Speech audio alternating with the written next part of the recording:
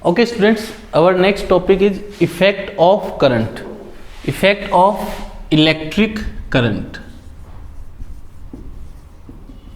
Electric current की, अगर electric current जब फ्लो कर रही है, अभी तक हमने चैप्टर में यही रीड किया कि जब हम पोटेंशियल डिफरेंस क्रिएट करेंगे तो करंट जो है, इलेक्ट्रिक करंट जो है वो फ्लो करती है। अब है इफेक्ट ऑफ इलेक्ट्रिक करंट की, जब इलेक्ट्रिक करंट फ्लो करती है किसी भी वायर में तो क्या इफेक्ट होते हैं। तो we have three effects, thermal effect, chemical effect and magnetic effect. तो जब इलेक्ट्रिक करंट फ्लो करती है तो तीन इफेक्ट होते हैं, थर्मल इफेक्ट, केमिकल इफेक्ट और मैग्नेटिक इफेक्ट। तो थर्मल इफेक्ट के हम एग्जाम्पल देखें, हीटर, जनरली सभी के घरों में हीटर होता है, या फिर इलेक्ट्रिक आयरन, इलेक्ट्रिक आयरन।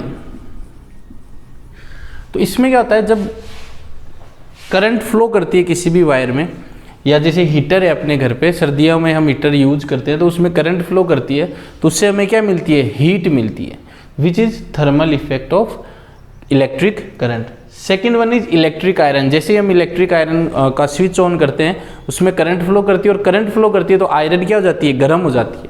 वो गर्म क्यों हो जाती है, क्योंकि इसमें हीट आती है। तो वो होती है थर्मल इफेक्ट, कि करंट फ्लो हो और करंट फ्लो होने से हीट प्रोड्यूस हो, which is called thermal effect. अभी शॉर्ट में देख रहे हैं, फिर डिटेल में हमारे चैप्टर में थर्मल इफेक्ट और मैग्नेटिक इफेक्ट है, वो अपन डिटेल में देखेंगे। तो थर्मल इफेक्ट का बेसिक कंसेप्ट यही है कि अगर करंट फ्लो होगी किसी भी वायर में तो उससे क्या होगी, हीट प्रोड्यूस होगी। जैसे फैन को अगर हम काफ़ी टाइम तक चलाता हुआ छोड़ दें तो फैन भी क्या हो जाता है, गर्म हो जाता है। जितने भी इक्विपमेंट हैं अगर वो काफ़ी टाइम से चल रहे हैं तो वो क्या हो जाते हैं, गर्म हो जाते हैं। और वो गर्म क्यों हो जाते हैं, क्योंकि हीट प्रोड्यूस होती है। वो हीट प्रोड्यूस होती है, उसको बोलते हैं thermal effect. Chemical effect, example of chemical effect is coating, coating of zinc on iron. Iron जो होता है, लोहा जो होता है, लोहे पे हम जिंक की कोटिंग करते हैं bye the use of electroplating, electroplating. इसका यूज करके, इलेक्ट्रोप्लेटिंग का यूज करके हम क्या करते हैं, जिंक की कोटिंग कर देते हैं आयरन के ऊपर, उसको बोलते हैं केमिकल इफेक्ट। उसमें क्या होता है कि हम जो करंट फ्लो करवाते हैं, करंट फ्लो करवाने जनरली ये मैकेनिज्म होता है उसमें कि यहाँ पर हम कॉपर सल्फेट का सॉल्यूशन डाल देते हैं, इधर एक कॉपर की प्लेट डाल देते हैं, इधर एक कम पतली कॉपर की प्लेट डाल देते हैं, और इधर से फिर हम करंट फ्लो करवाते हैं। तो करंट फ्लो करवाने पे क्या होता है, किस जो दूसरा मटेरियल होता है उस पर प्लेटिंग हो जाती है। तो आयरन की किस पे प्लेटिंग करते हैं, जिंक की प्लेटिंग करते हैं, जो होती है इलेक्ट्रो प्लेटिंग, और ये होता है केमिकल इफेक्ट।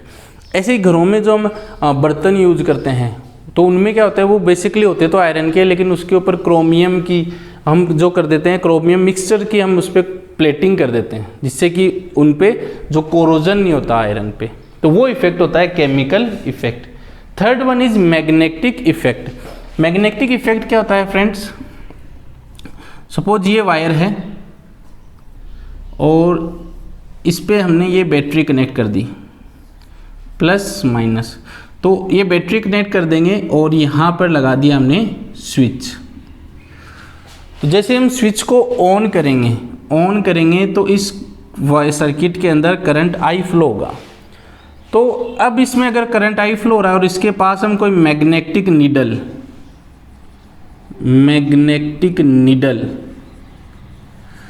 पास में लेके आए, तो इस मैग्नेटिक नीडल में क्या होता है, डिफ्लेक्शन होता है। ये सुई जो है वो इधर उधर हिलने लगती है, नीडल जो होती है वो उसमें मूवमेंट होने लगता है। जब हम इस वायर के पास लेके आएंगे और वायर में क्या हो रहा है, करंट फ्लो हो रहा है, this is called magnetic effect. तो basically thermal effect, chemical effect और मैग्नेटिक इफेक्ट होते हैं। हमें इस चैप्टर में थर्मल इफेक्ट और मैग्नेटिक इफेक्ट है वो स्टडी करनी है। Now we continue thermal effect in detail. अब अपने को थर्मल इफेक्ट जो वो डिटेल में पढ़ना है। तो ये हमारे पास क्या है, एक मेटल कंडक्टर है, this is a metal conductor. Metal यहाँ पे वर्ड यूज कर रहे हैं मेटल।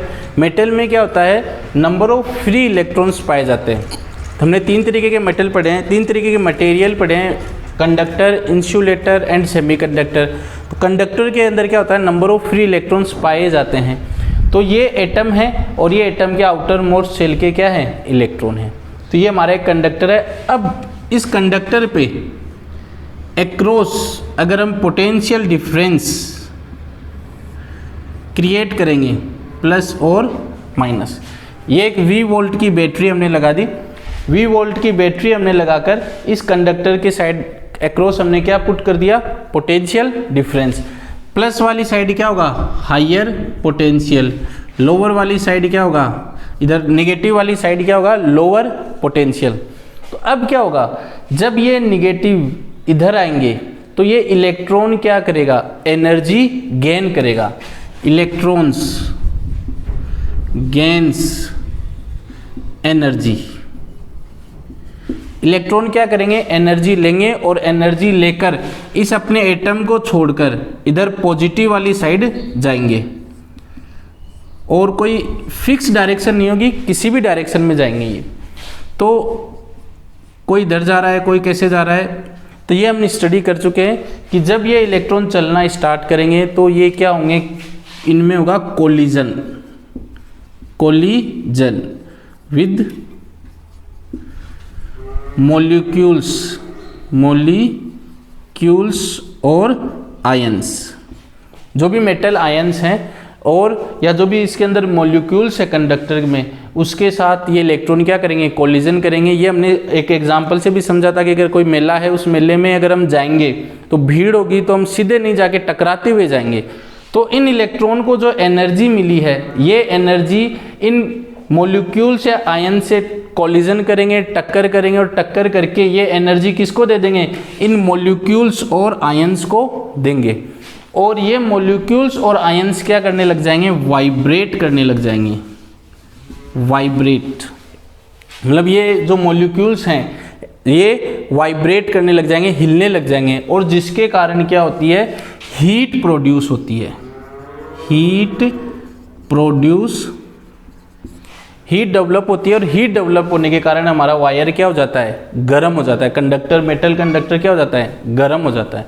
तो एक बार फिर से सिंपल सी बात है, अगर हम पोटेंशियल डिफरेंस क्रिएट करेंगे, पोटेंशियल डिफरेंस क्रिएट करेंगे तो इलेक्ट्रॉन क्या होंगे, एनर्जी गेन करेंगे। एनर्जी गेन करके वो अपने एटम को छोड़ के इधर पॉजिटिव वाली साइड आने की ट्राई करेंगे, लेकिन इसी बीच में उनका क्या होगा, कोलिजन होगा मॉलिक्यूल्स और मेटल आयंस के साथ। तो कोलिजन में इनको एनर्जी का क्या होगा, इलेक्ट्रॉन को एनर्जी का लॉस होगा, और वो एनर्जी कौन ले लेगा, मॉलिक्यूल्स और आयंस ले लेंगे। मॉलिक्यूल्स और आयंस एनर्जी गेन करके वाइब्रेट करने लग जाएंगे, और वाइब्रेट करने से हीट प्रोड्यूस होगी, जिससे वायर क्या हो जाएगा, गर्म हो जाएगा। Now definition of thermal effect of electric current.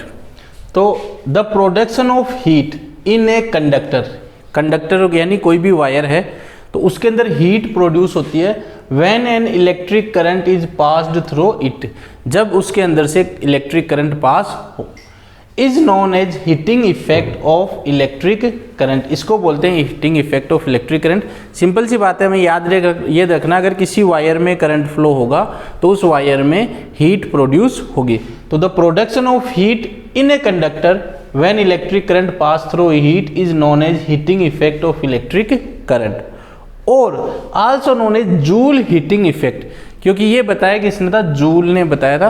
तो जूल के बेस पर ही इसको जूल हीटिंग इफेक्ट भी कहते हैं। एग्जाम्पल्स देखें जो कि heating effect, thermal effect of electric current पे डिपेंड है, वो है इलेक्ट्रिक आयरन। तो घरों में इलेक्ट्रिक आयरन होती है, उसके अंदर हम स्विच ऑन करते हैं, आयरन थोड़ी देर में गर्म हो जाती है और हम कपड़े क्या कर लेते हैं, प्रेस कर लेते हैं। तो electric iron. Electric geyser, electric geyser किस काम आता है, पानी को गर्म करने के काम आता है। वाटर को हम हीट करते हैं, उसमें भी क्या होता है, स्विच ऑन करते हैं, स्विच ऑन करके पानी थोड़ा देर में गर्म हो जाता है, उसमें रोड लगी होती है एक, वो रोड एनर्जी एब्जॉर्ब करके गर्म होती है और उससे पानी गर्म हो जाता है, और फिर इलेक्ट्रिक गीजर। इलेक्ट्रिक हीटर सर्दियों में काम आता है, जिसके अंदर हम स्विच ऑन करते हैं और स्विच ऑन करते ही वो जो नाइक्रोम का वायर हो जाता है वो गर्म हो जाता है, हीटअप हो जाता है और उससे हीट निकलती है। केटल, इलेक्ट्रिक केटल भी आती है जिसके अंदर हम चाय बनाते हैं। टोस्टर, ब्रेड डालते हैं और टोस्ट निकलता है। ये सारे जो एग्जाम्पल्स हैं ये किस पर बेस्ड है? Thermal effect of electric current. तो this is the definition. Now what is the cause of thermal effect of current? Thermal effect of current का क्या कारण है? तो अभी जैसे मैंने समझाया, ये मेटल कंडक्टर है, इस मेटल कंडक्टर पे हमने क्या किया है? पोटेंशियल डिफरेंस क्रिएट किया है। पोटेंशियल डिफरेंस क्रिएट किया है bye the use of battery, इस बैटरी का यूज करके, जो कि है V वोल्ट की। तो when potential difference is applied across the end of conductor, तो जैसे हम पोटेंशियल डिफरेंस क्रिएट करेंगे, इलेक्ट्रॉन क्या करेंगे? एनर्जी को गेन करेंगे और इलेक्ट्रॉन चलना स्टार्ट होंगे। तो its free electrons get accelerated and start to move. Accelerated का मतलब क्या? वो चलना स्टार्ट करेंगे। लेकिन जैसे ही ये चलेंगे, वैसे ही क्या होगा? इनके पास जो मॉलिक्यूल्स हैं या आयन्स हैं, उनसे क्या होगी? टक्कर होगी। सेम ऐसे जैसे कि हम मेले में जा रहे हैं और मेले में भीड़ है, तो जैसे हम चलना स्टार्ट करेंगे तो हमारी क्या होगी? टक्कर होगी। टक्कर होने से हमारी काइनेटिक एनर्जी का क्या होगा? लॉस होगा। तो the kinetic energy of electrons transfer to the ions at the time of collision. तो जब ये चलना स्टार्ट करेंगे तो कोलिजन होगा मॉलिक्यूल्स और पॉजिटिव आयन्स का, और वो अपनी एनर्जी, काइनेटिक एनर्जी किसको ट्रांसफ़र कर देंगे? जो भी आयन्स हैं जिनसे टक्कर हो रही है उसको वो ट्रांसफ़र कर देंगे। जैसे हम जा रहे हैं, जाने से हमारे आगे कोई व्यक्ति है, उससे हम टक्कर करते हैं तो आगे वाला व्यक्ति ज़्यादा आगे चला जाता है और हम वहाँ पे थोड़ा सा हमें धक्का लगता है। तो ठीक उसी तरीके से जो काइनेटिक एनर्जी है वो आगे वाले पर्सन को ट्रांसफ़र हो जाती है। तो यहाँ पर भी क्या होगा? जो काइनेटिक एनर्जी होगी इलेक्ट्रॉन्स की, वो ट्रांसफ़र हो जाएगी किसको? आयन्स को। अब आयन्स के पास एनर्जी आ गई है, ट्रांसफर हो गई, तो आयन्स क्या करेंगे? वाइब्रेट होना स्टार्ट हो जाएंगे। ये आयन्स क्या है? अपनी जगह पे फिक्स है, ये मूव नहीं कर सकते। तो लेकिन इनके पास एनर्जी आई है तो ये क्या करते हैं? वाइब्रेट करना स्टार्ट कर देते हैं, और वाइब्रेट करने से इनके पास टोटल एनर्जी इंक्रीज हो गई, और इस increase in energy increase the temperature of conductor. जो एनर्जी इंक्रीज हुई है उसके कारण क्या होगा? टेम्परेचर जो है कंडक्टर का वो इंक्रीज हो जाएगा। टेम्परेचर इंक्रीज होने से क्या होगा? एनर्जी जो हीट जो है वो इंक्रीज होगी। Now this increase in energy, जो ये एनर्जी में इंक्रीज हो रहा है वो टेम्परेचर को भी क्या कर देगा? कंडक्टर के टेम्परेचर को भी इंक्रीज कर देगा, और उससे क्या होगा? हीट जो है वो प्रोड्यूस्ड होगी जब इलेक्ट्रिक करंट फ्लो हो रहा है कंडक्टर के अक्रॉस, या कंडक्टर के थ्रू जब इलेक्ट्रिक करंट फ्लो होगा तो हीट क्या हो जाएगी? प्रोड्यूस हो जाएगी। अब थोड़ा सा टेक्निकली हम समझते हैं। इधर पॉजिटिव टर्मिनल, इधर नेगेटिव टर्मिनल है, ये इलेक्ट्रॉन्स हैं, ये पॉजिटिव आयंस हो गए या एटम्स हो गए। तो ये क्या कर रहे हैं? कोलिजन कर रहे हैं, और कोलिजन करके इनको एनर्जी का क्या हो रहा है? लॉस हो रहा है। फिर इनको एनर्जी मिलेगी, फिर इनको कोलिजन होगा, और फिर क्या होगा? इनको एनर्जी का लॉस होगा। तो जो पाथ है वो एकदम स्ट्रेट नहीं होगा, ये कोलिजन करते करते हुए चलेंगे। तो इनको क्या करना पड़ रहा है? वर्क करना पड़ रहा है। We can define as the work done against the resistance appears in the form of heat. जो वर्क करना पड़ रहा है किनको? इलेक्ट्रॉन्स को चलने के लिए against the resistance appears in the form of heat. जो हीट की फॉर्म में जो रेजिस्टेंस मिल रहा है उनको क्या तो इलेक्ट्रॉन को क्या करना पड़ रहा है? वर्क डन करना पड़ रहा है। तो ये कोज हो गया, डेफिनेशन हमने लिख ली है। Now expression for generated heat. अभी तक हमने पढ़ा है कि अगर इलेक्ट्रिक करंट किसी वायर में से फ्लो होगी तो उसका थर्मल इफेक्ट के कारण हीट जो है वो जनरेट होगी, और हीट जनरेट होने से वो कितनी हीट जनरेट हो रही है उसका हमें कैलकुलेशन करनी है, उसकी एक्सप्रेशन हमने निकालनी है। तो उसके लिए हमने क्या मान लिया? एक रजिस्टर है, we have a register of value of R, resistance R ohm, and we have a battery of potential V. हमारे पास एक बैटरी है जिसका पोटेंशियल कितना है? वी। इनको सर्किट में कनेक्ट किया तो इस बैटरी के कारण आई अमाउंट की करंट फ्लो हो रही है। अब ये आई अमाउंट की करंट फ्लो होने के कारण क्या होगा? इलेक्ट्रॉन जो होगा वो चलना स्टार्ट होगा। इस बैटरी जो हमने लगाई है, इस बैटरी के कारण क्या होगा? जो इलेक्ट्रॉन हो वो चलना स्टार्ट होंगे, और इलेक्ट्रॉन जब चलेंगे तो अभी हमने देखा था वर्क क्या करना? वर्क उनको करना पड़ेगा। तो work done to move Q amount of charge, Q amount of charge from one point to another point। तो एक पॉइंट से दूसरे पॉइंट तक Q अमाउंट ऑफ चार्ज को मूव होने में कितना वर्क करना पड़ेगा, वो हम कैसे निकालेंगे। पोटेंशियल हमने पढ़ा था V equal to W upon Q, work done upon charge पे जो वर्क हो रहा था। अब हमें क्या निकालना, वर्क डन। तो वर्क हम निकालेंगे तो Q आ जाएगा इधर मल्टीप्लाई में, तो W इज इक्वल टू हो जाएगा V Q, equation first. W is equal to V Q। Now, rate of flow of charge is called current. Electric current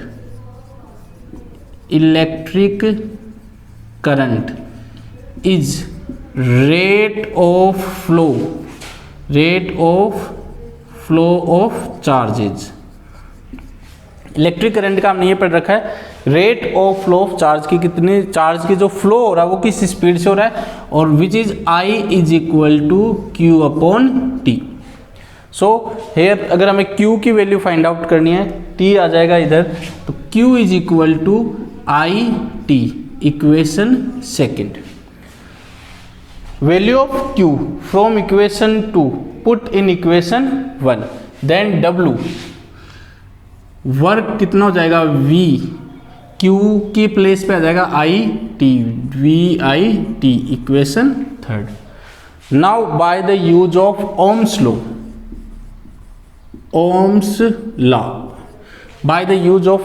law which is V is equal to R I, equation fourth. In equation third we have V, in equation 4 V is equal to RI, so by the use of equation 4 we can place value of V in equation third। इस equation 4 से equation 3 में हम V की value put करेंगे, then W is equal to RI और IT था अपने पास, तो W is equal to RI square T and W is equal to RI square T। और अभी हमने पढ़ा था कि जितना वर्क डन होगा अगर वो सारा का सारा किस में कन्वर्ट हो जाए, हीट में, if this work done is converted और डिसिपिएटेड इन द हीट, अगर जो हमारा वर्क है वो किस में खर्च हो जाए, हीट में। सो हीट कितनी हो जाएगी, H denoted by H equal to W equal to RI square T। तो ये फॉर्मूला हो जाएगा हीट का, H equal to W equal to RI square T। Now from equation 5 we can see heat depends upon resistance of the conductor, current flowing in the conductor and time interval, कितने duration तक current flow हो रही है। तो heat generated depends upon H, heat जो है directly जो proportional है I स्क्वायर के, जितनी भी इलेक्ट्रिक करंट फ्लो हो रही है उसके स्क्वायर के हिसाब से हीट जनरेट होगी। अगर एक तो 1 एम्पियर का चार्जर है, एक जो है 1.5 एम्पियर का चार्जर है, तो दोनों में हीट जो होगी वो स्क्वायर के अनुसार प्रोड्यूस होगी। जिसमें ज़्यादा करंट फ्लो हो रही है वो उतना ही ज़्यादा क्या हो जाएगा, गर्म हो जाएगा। Heat directly proportional to resistance of the conductor, जितना ज़्यादा रेजिस्टेंस होगा कंडक्टर का उतनी ही ज़्यादा हीट प्रोड्यूस होगी। फॉर एग्जांपल कॉपर, और second example is like aluminium. तो कॉपर जो होता है उसमें कम हीट प्रोड्यूस होती है क्योंकि उसका कम रेजिस्टेंस होता है, एल्यूमिनियम में ज़्यादा रेजिस्टेंस होता है तो ज़्यादा उसमें हीट प्रोड्यूस होगी। Now heat directly proportional to T, time interval, जितना ज़्यादा टाइम इंटरवल होगा उतनी ही ज़्यादा हीट प्रोड्यूस होगी। और इसको इस तरीके से समझ सकते हैं, जैसे फैन है, फैन जब हम स्टार्टिंग में चलाते हैं तो गर्म नहीं होता, लेकिन अगर उसको 2 घंटे 4 घंटे 5 घंटे लगातार अगर उसको चलाते जाएंगे तो फैन क्या हो जाता है, गर्म हो जाता है। आजकल गर्मियों में मोबाइल भी क्या हो जाते हैं, गर्म हो जाते हैं, और जो भी चीज़ें गर्म हो जाती है तो वो टाइम इंटरवल जो है जितना ज़्यादा टाइम तक हम चलाएंगे उतने ही उसमें से हीट क्या होगी, डेवलप होगी। तो तो H proportional to I square, H proportional to R and H proportional to T। ये जो तीनों इक्वेशंस है, these three laws are called Joule's law of heating. तो एग्जाम में ऐसे भी आ सकता है, what are the Joule's law of heating, तो ये अपने को तीनों लिखने हैं। Next important term is electric power. What is electric power? तो सबसे पहले तो हम इस पावर मीनिंग को समझते हैं। पावर मीनिंग क्या होता है? सपोज यहाँ पर हमारे पास दो घोड़े हैं, दो हॉर्स हैं। यहाँ से रेस स्टार्ट हो रही है और यहाँ पर आकर रेस क्या हो रही है? ख़त्म। ये स्टार्टिंग पॉइंट है, ये एंडिंग पॉइंट है। तो कौन से घोड़े को हम पावरफुल बोलेंगे, या हम बोलेंगे कौन सा घोड़े के पास ज़्यादा पावर है? तो हम उस घोड़े को पावरफुल बोलेंगे जो सबसे कम समय में इस रेस को पूरी करेगा, यानी जो जीतेगा। और जीतने का मतलब क्या है? जल्दी से जल्दी पूरी करेगा या सबसे कम टाइम लेगा, उसको बोलेंगे हम पावर। इलेक्ट्रिक पावर की हम बात करें तो यहाँ पे घोड़े नहीं दौड़ेंगे, यहाँ पे कौन दौड़ रहे हैं? इलेक्ट्रॉन्स दौड़ रहे हैं। इलेक्ट्रॉन्स के दौड़ने से क्या हो रहा है? हीट जनरेट हो रही है या फिर एनर्जी जो है। तो rate of work done is called power. Electric power, किसी भी सर्किट के अंदर जो एनर्जी ट्रांसफर हो रही है वो कितनी रेट से हो रही है, उसको बोलते हैं electric power. Definition of electric power. Electric power को कैसे डिफाइन करेंगे? तो डिफाइन ऐसे करेंगे कि कितने समय में एनर्जी ट्रांसफर हो रही है या वर्क डन हो रहा है।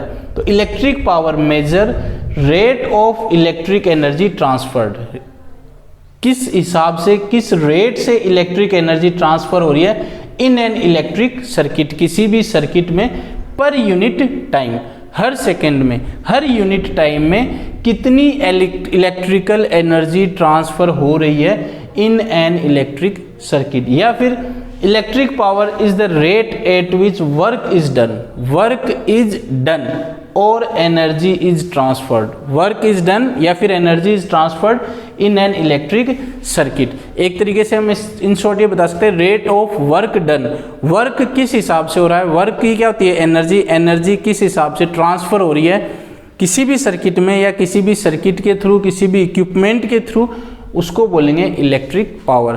तो डेफिनेशन तो ये हो गई। इन शॉर्ट हमें अगर याद रखना है तो रेट ऑफ वर्क डन कि वर्क है वो उसकी रेट क्या है, या energy, rate of energy transferred कि जो एनर्जी जो ट्रांसफर हो रही है, जो एनर्जी खर्च हो रही है वो किस हिसाब से हो रही है, उसकी रेट क्या है, वो हो जाएगा हमारी electric power. So we have studied electric power. हमने ये देखा था इलेक्ट्रिक पावर क्या होती है। शॉर्ट डेफिनेशन होती है इलेक्ट्रिक पावर की, rate of doing work done. Work done जो हो रहा है वो उसकी रेट क्या है, किस हिसाब से हो रहा है। तो denoted by electric power by capital P, work done W, और मैंने बता रखा जहाँ रेट आए वहाँ अपॉन में T। तो work done upon time interval, तो कितने टाइम में वर्क डन हो रहा है वो हो जाएगा हमारा इलेक्ट्रिक पावर। और W is equal to, already we have calculate VIT, ये हम कैलकुलेट कर चुके हैं कि W इक्वल टू था VIT। इसको equation first, equation second, equation second से W की वैल्यू इक्वेशन 1 में पुट करते हैं।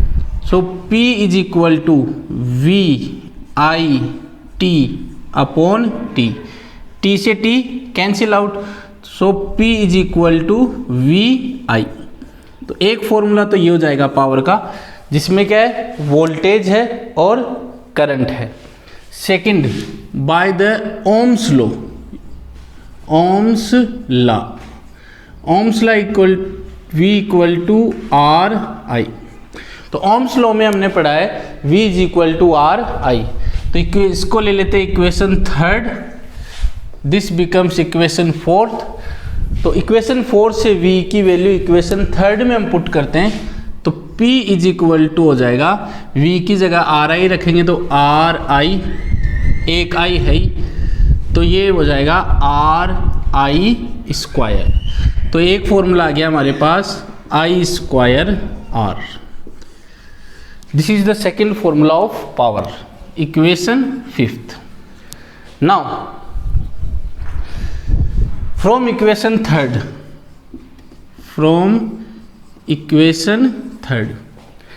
I equal to ohms law अगर अपन देखें, I इक्वल टू हो जाएगा V upon R। R upon में आ जाएगा तो I इक्वल टू हो जाएगा V अपॉन R। ये वैल्यू अपन रखते हैं इक्वेशन 3rd में, तो P इक्वल टू V और I की जगह रख दिया V अपॉन R, तो P हो गया V square upon R, which is 3rd equation of power. तो 3 फॉर्मूले, P equal to VI, P equal to I square R, P equal to V square upon R, और एक formula ये रहा अपने पास। तो 4 फॉर्मूले हैं पावर के, इसमें न्यूमेरिकल भी है। Unit of power, unit of power, तो यूनिट की बात करें तो P is equal to work done upon time interval है, तो P हो जाएगा, वर्क डन लेते हैं अपन जूल में, टाइम इंटरवल लेते हैं अपन सेकंड में, तो एक यूनिट तो हो जाएगी जूल पर सेकंड। तो एक यूनिट तो हो गई हमारे पास joule per second. SI unit, system of international unit जो हम लेंगे पावर की, वाट, WATT, वाट यूनिट होती है। वाट वर्ड कहाँ से आया? तो जेम्स वाट, जिन्होंने स्टीम इंजन का आविष्कार किया था, इन्वेंशन किया था, तो उन्हीं के नाम से जेम्स वॉट के नाम से ये वाट लिया गया है। तो जो ऐसा यूनिट होगी वो वाट में ही ली जाएगी। बल्ब हम लेने जाते हैं तो 100 वाट, 50 वाट, तो वो क्या बताता है? हमारे पावर बताता है उस बल्ब की। कमर्शियल यूनिट ऑफ पावर, तो अभी हमने देखा जो वाट जो है वो पावर तो है यूनिट की, लेकिन स्मॉल यूनिट है वो, उसकी वैल्यू क्या होती है? बहुत कम होती है अगर हम कमर्शियली देखें तो जो हम कमर्शियल यूनिट यूज करेंगे वो होगी 1 कमर्शियल यूनिट हम यूज करेंगे, या तो किलोवाट या फिर मेगावाट, या फिर एक होती है हॉर्स पावर, शॉर्ट में HP। ये जनरली आपने सुनी कि गाड़ियों के अंदर कि गाड़ी कितनी HP की है, तो वो होती है हॉर्स पावर। किलो, ये हमें समझना है, किलो कहीं पे भी आ जाए तो किलो इक्वल टू होता है 1000। मेगा या 1000 को हम लिखते हैं 10⁻³ मेगा, कैपिटल M में आएगा, K आएगा स्मॉल k में। मेगा होता है 1 2 3 4 5 6, तो 6 जीरो होंगे इसमें, तो ये होगा 10⁻⁶। तो 1 किलोवाट, या इसको ऐसे लिखते हैं KW, 1 किलोवाट हो जाएगा 1000 वाट। 1 मेगावाट, मेगा कितना होता है? 10⁻⁶, तो ये हो जाएगा 1 2 3 4 5 6, 10⁻⁶ watt. 1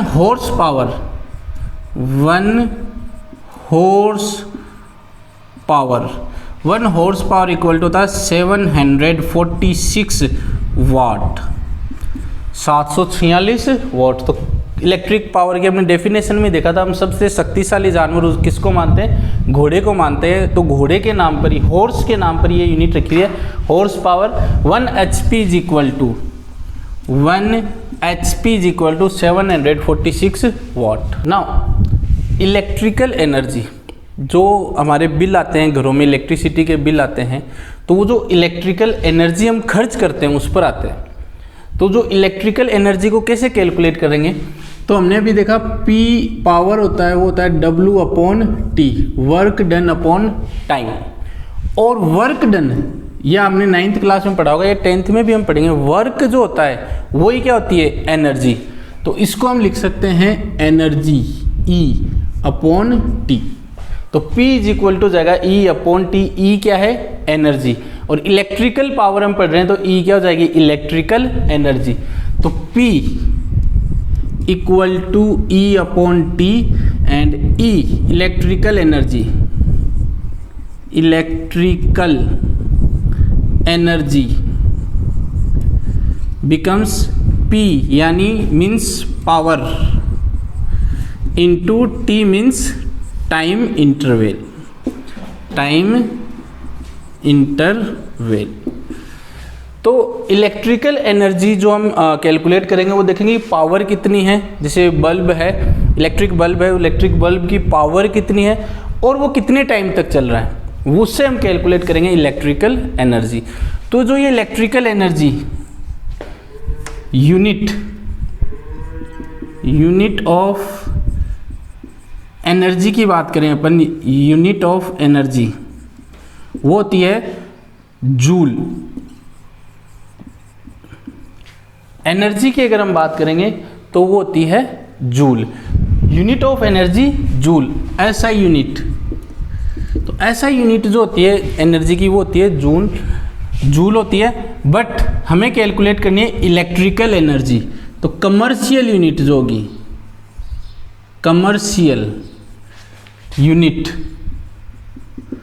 of electrical energy, electrical energy जो कमर्शियल यूनिट होती है वो होती है किलो वाट आवर, जिसको इन शॉर्ट अपन लिखेंगे KWH। किलो वाट आवर होती है हमारी commercial unit. Now 1 kilo watt hour is equal to how much joule. जो 1 किलो वाट आवर होगा वो कितने जूल होगा वो कैलकुलेट करना है हमें। तो कैलकुलेट करने के लिए सिंपल 1 किलो मैंने बताया कितना होता है 1000 एंड वाट। तो वाट जो पावर की यूनिट होती है वो क्या होती है, जूल पर सेकंड। तो वाट की जगह हमने रख दिया जूल पर सेकंड और आवर 1 आवर। तो सिंपल सा है, 1 का 1 किलो होता है 10⁻³ और वाट होता है जूल पर सेकंड और आवर होता है 1 आवर हमने ले लिया। आवर को कैलकुलेट करेंगे सेकंड में। तो 1 × 1000 joule upon second and 1 hour. Hour को पहले तो मिनट में कैलकुलेट कन्वर्ट करेंगे तो 60, फिर मिनट को कन्वर्ट करेंगे तो फिर से 60। तो ये कितना हो जाएगा, second cancel out. Now 1000 × 60 3600 into joule. Second को सेकंड से कैंसिल आउट कर दिया तो बचा गया अपने पास केवल जूल। तो ये हो जाएगा 36, 1 2 2 0 ये और 3 0 ये। तो 1 2 3 4 5 0 हो गए जूल। तो एक तो ये यूनिट लिख सकते हैं अपन। एक अपन लिख सकते हैं 36 × 10⁵ जूल। 36 × 10⁵ जूल। अब इसको 10⁶ हमें बनाना है तो हमने क्या करना है, 10 से मल्टीप्लाई करना है, 10 से डिवाइड करना है। तो जो मल्टीप्लाई करेंगे तो बेस अगर सेम है तो पावर ऐड हो जाती है। डिवाइड वाला 36 के डिनोमिनेटर में आ जाएगा और ये हो जाएगा 10⁵ और प्लस 1 जूल। तो 1 kilowatt hour is equal to, divide करेंगे तो 3.6 10⁶ जूल। तो ये हमें याद रखना है, 1 kilowatt equal to 3.6 × 10⁶ joule. Now जो अपने घरों में इलेक्ट्रिसिटी का बिल आता है तो उसमें यूनिट्स होती है कि इतनी यूनिट आई है ना, तो वो जो units of consumed electrical energy, किस हिसाब से यूनिट कैलकुलेट की जाती है जो हमने इलेक्ट्रिकल एनर्जी यूज की है, तो उसका फॉर्मूला होता है पावर। कितनी पावर का जो बल्ब है, फ्रिज है या जितने भी इक्विपमेंट है अपने घरों में, तो वो पावर इनटू टाइम, कितने टाइम तक वो चल रहे हैं, और डिवाइडेड बाय 1000। तो ये फॉर्मूला अगर हम यूज करते हैं तो हमें जो भी आंसर आएगा वो आएगी यूनिट्स। तो इसको एक एग्जांपल से हम समझते हैं। We have example 2 bulbs, 2 bulb हैं 100 वाट के, दोनों बल्ब कितने 100 वाट के, ग्लो डेली फॉर 8 आवर्स, तो डेली वो 8 घंटे चलते हैं। Electrical energy consumed in 1 month will be, तो 1 महीने के अंदर कितनी इलेक्ट्रिकल एनर्जी कंज्यूम होएगी वो हमें बताना है। तो पहली बात तो ये घरों में क्या आ रही है, अगर हमसे पूछ ले क्या आ रही है, बिजली, हम यही बोलते हैं करंट आ रहा है, करंट नहीं आ रहा है, क्या आ रहा है, इलेक्ट्रिकल एनर्जी आ रही है, एनर्जी आ रही है जिसको हम खर्च करते हैं। तो 2 बल्ब हैं 100 वाट के, तो टोटल पावर अगर अपन देखें, टोटल पावर जो हम कंज्यूम कर रहे हैं, तो 100 वाट के कितने बल्ब हैं 2, तो 200 वाट तो हम क्या कर रहे हैं, खर्च कर रहे हैं। कितने, डेली 8 घंटे, डेली हम कितना चला रहे हैं उनको, 8 घंटे चला रहे हैं, और कितने महीने तक चला रहे हैं, 1 महीने तक। तो 1 महीने, एक दिन में 8, दूसरे दिन 16, तीसरे दिन 24, तो 1 मंथ अगर अपन देखेंगे तो अपन क्या कर देंगे, 8 को मल्टीप्लाई कर देंगे। 1 मंथ में हम जनरली लेते हैं 30 डेज, 30 दिन हम लेते हैं, तो 30 से इसको मल्टीप्लाई कर देते हैं, तो 240 ओवर, तो 240 ओवर तक वो चलेंगे। तो जो बल्ब है वो कितना चल रहे हैं, 1 महीने में ग्लो इन 1 मंथ वो चल रहे हैं 240 घंटे तक। अब ये फॉर्मूला यूज कर देंगे यूनिट्स में, electrical energy consumed in units, तो पावर, टोटल पावर कितनी है 200 वोट, 200। टाइम किस में लेना, ओवर में, तो ओवर में है 24, और अपॉन 1000, तो अपॉन ये हो गया 1000, 2 0 से ये 2 0 कैंसिल आउट, 1 0 से ये 1 0 कैंसिल आउट, 24 2 जा 48 और यूनिट। तो कितनी यूनिट जलाई हमने, 48 यूनिट जलाई है। अब इससे ज़्यादा एग्जाम में क्या जाएगा, वो हमें ये दे देगा कि 1 यूनिट के 2 रुपये है, 1 यूनिट के, इसी के आगे कर दे दे 1 यूनिट के 2 रुपये, तो टोटल कितने रुपए खर्च हुए, तो 48 को कितने से मल्टीप्लाई कर देंगे, 2 से मल्टीप्लाई कर देंगे, तो ये कितना हो जाएगा 96 रुपीज़ हमारा बिल आएगा।